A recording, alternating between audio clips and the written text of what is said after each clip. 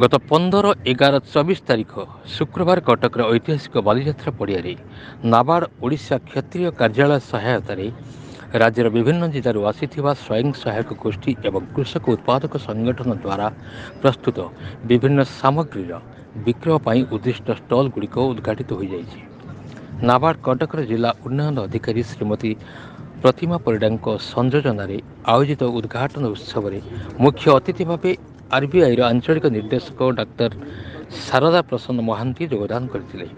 मुख्य उद्घाटक भाव नाबार्ड ओडिशार सीजीएम डाक्तर सुधांशु के मिश्र योगदान करी स्टल उद्घाटन करते। सेहीपरि सम्मानित अतिथि भाव एसबीआई सीजीएम श्री दिनेश पूर्ति, नाबार्डर GM Shri S K Talukdar, DGM Shri Samir Ranjan Samantaray, GM SLB Shri Gautam Patra प्रमुख योगदान करते। सामाजिक संगठन निगम कास्ट ऑर्डर और सेडा प्रमुख कार्यक्रम को परिचालन करते। कारुकार्यर महत्व विभिन्न प्रकार एम्ब्रॉयडरी काम करा जाउची, मेसिन एम्ब्रॉयडरी, हाथ एम्ब्रॉयडरी, एटा भी गोटे प्रकार हाथ एम्ब्रॉयडरी, किंतु एटा हम ओडिसा रे नथिला। जरदोसी वर्क आन नाबार्ड तरफ आम एटा को सुविधा रे पाई परिछु। मैडम आपण आम मन को एटा को देइचंती आनी कि आम शिखिछु। ट्रेनिंग कला परे वर्ष हेलानी आम प्रैक्टिस करिछु।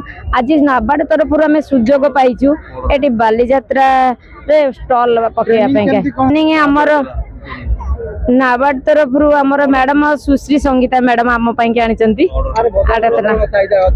बजार यार बहुत डिमांड अच्छी। जेहेतु आम ए शिखीचु वर्ष है आमर यहाँ प्रैक्टिस चलता, परीक्षा भी सरलानी, आम ए पकईचु।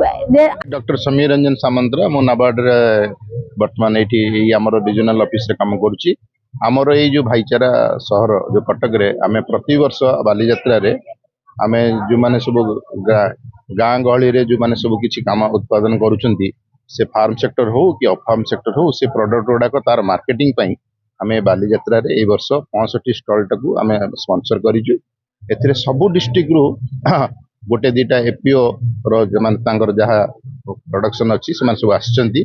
जेमति सार किछ समय पूर्व कहउथिले आमे वर्तमान बेसी फोकस करूछु मार्केटिंग ऊपर, हमर पैकेजिंग ऊपर, हमर केमति डिजाइन हबो, सब विभिन्न जिंस जोटा जो लोक माने किनि परिबे, सेति पई आमे गोटे अभिनव प्रयास करिछु नाबार्ड तरफरु। आ ये अभिनव प्रयास आगु जारी रहिबो। कटक राधाकांत दासंक रिपोर्ट, ओडिश्री खबर। ओडिश्री खबर, सत्य जतिकी तथ्य सेतिकी।